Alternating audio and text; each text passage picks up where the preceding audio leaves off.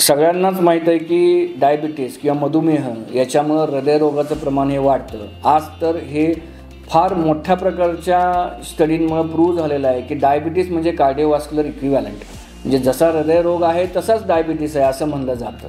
का तर डायबिटीसमुळं शरीराच्या प्रत्येक भागावर जसा परिणाम होतो तसाच हृदयरोगामध्ये किंवा हृदयविकारावर त्याचा सगळ्यात मोठा परिणाम असतो.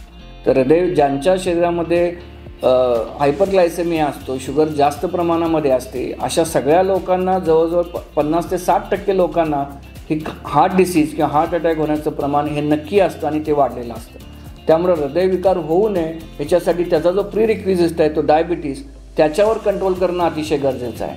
त्याच्यावर कंट्रोल करणं म्हणजे आपली शुगर, आपला ग्लायसेमिक इंडेक्स, आपलं HbA1c हे एका पूर्ण नॉर्मल लेवलमध्ये ठेवणं आणि त्याच्यासाठी करायला लागणाऱ्या सगळ्या प्रिकॉशन्स, मग ते डाएट असेल, इन्शुलिन असेल, एक्सरसाइज असेल किंवा हॅबिट्सवर कंट्रोल करणं असेल, या सगळ्या गोष्टी आपल्याला करावंच लागतील. मधुमेह असणाऱ्यांनी आपल्याला हृदयरोग होऊ नये याच्यासाठी अतिशय काळजी घेणं गरजेचं आहे आणि ते आपण नक्की ही गोष्ट लक्षात ठेवली पाहिजे.